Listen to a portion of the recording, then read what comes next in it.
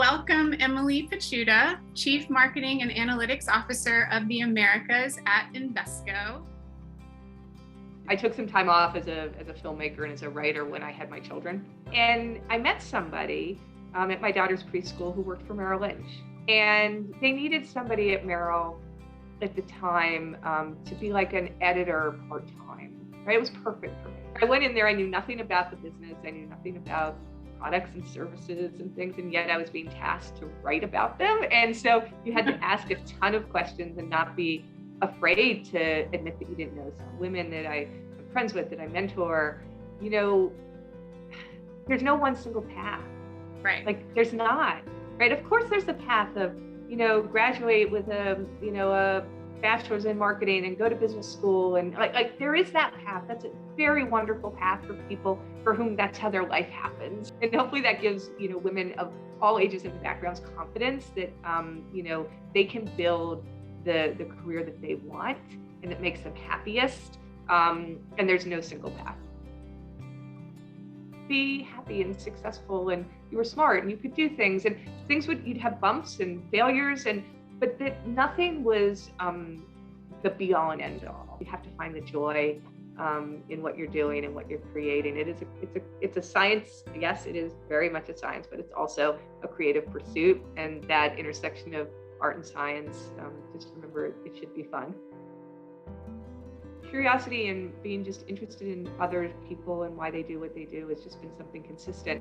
Part of being curious, and also this data and analytics is about being able to somehow see the future, right? Mm-hmm. And so, I think that what I do, my interests are very much around predicting what will happen, whether that's through data science, where there's actually models and machine learning to do predictive analytics, or whether it's just seeing and listening to people, hearing unmet needs, finding white space for the company.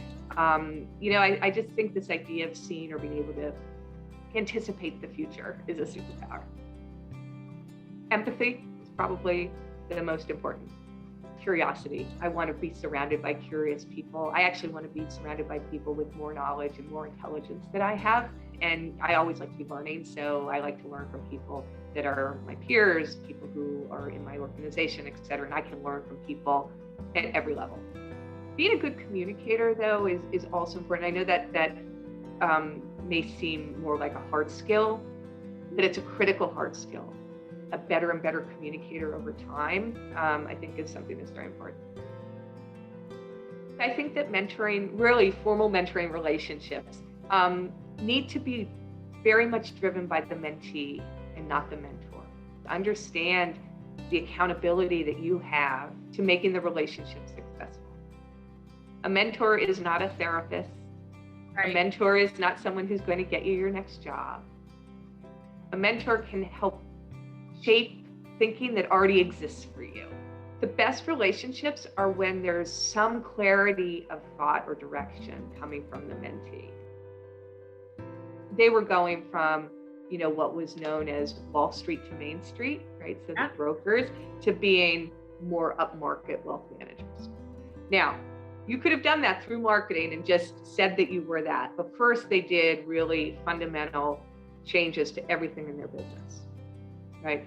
How they selected advisors, how they trained them, how they segmented their clients. Like, it was a business initiative, right?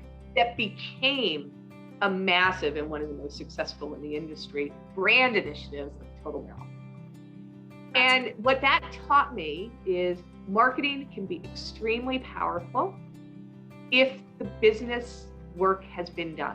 Deep down, what you saw was it worked because the business strategy was solid. The work is just so comprehensive, and to the point about business strategy, it hits everything that matters to us.